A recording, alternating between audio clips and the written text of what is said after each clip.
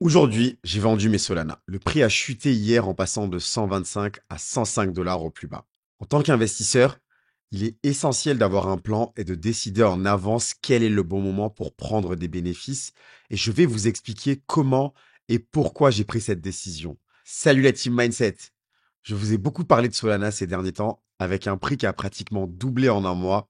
Donc je me suis dit que je devais vous tenir informé de mes actions avec cette crypto-monnaie. Déjà, pour commencer, je le rappelle, en toute honnêteté, je n'ai jamais vraiment été fan du sol, malgré sa rapidité et ses promesses, car ayant commencé dans le monde de la crypto lors du dernier bull run, j'ai vu tous les problèmes qu'avait la blockchain, et surtout, j'avais vu un rug pull d'un projet NFT sur celle-ci, et ça m'avait pas mal marqué.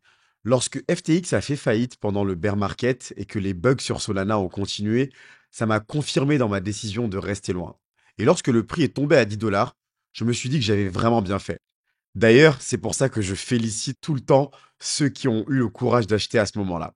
Lorsque le prix a commencé à décoller, j'ai fait mes recherches et même s'il y avait eu pas mal de progrès sur Solana, je suis resté à distance, me dirigeant vers d'autres crypto-monnaies. Mais lorsque j'ai vu tout le marketing, téléphone, meme coins, etc. qu'il y avait sur la blockchain, je me suis dit qu'il y avait un coup rapide à faire. Je suis généralement investisseur à long terme, mais une partie de mon portefeuille est réservée à une prise de risque plus élevée avec quelques investissements plus court terme avec un potentiel de croissance rapide. Et donc, avec toutes les news, Solana semblait être une opportunité en or. J'ai donc investi à 96 dollars, convaincu par le fait que la hausse allait continuer. À ce moment-là, le marché était optimiste et les indicateurs techniques ainsi que les analyses fondamentales suggéraient une tendance haussière. Et en effet, 2 jours après, si je dis pas de bêtises, le prix était déjà à 125 dollars. C'était un moment euphorique pour la communauté. J'étais ravi, mais j'ai aussi compris que les marchés crypto peuvent être très imprévisibles avec l'expérience. L'une des règles principales que j'applique grâce à Warren Buffett, oui, je sais, c'est ironique, sachant qu'il déteste les cryptos, c'est buy the rumor, sell the news. Achète la rumeur et vends la nouvelle. Elle m'a aidé à rester ancré et à éviter de prendre des décisions impulsives basées sur l'émotion. J'ai donc décidé de fixer un ordre de vente à 110 dollars, de 90% de mon acquisition. Mon objectif était de sécuriser mes gains tout en laissant une marge pour une éventuelle hausse supplémentaire. C'était une décision basée sur une analyse du risque-rendement visant à protéger mon investissement contre un retournement soudain du marché. Et les 10% restants me permettent de continuer à profiter d'une hausse potentielle.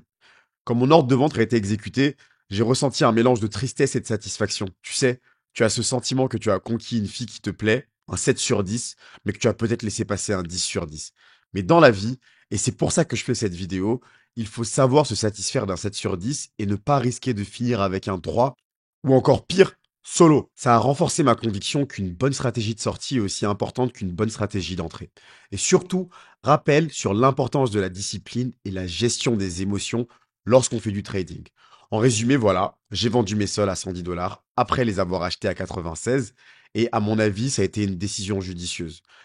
L'importance de prendre ses bénéfices et de ne pas être gourmand, il faut s'en souvenir. J'espère que mon expérience va t'inspirer à développer tes propres stratégies de sortie, surtout si tu es débutant. Et toi, est-ce que tu as encore du sol? Si oui, jusqu'à quand comptes-tu en garder? Et quel est ton cours d'achat?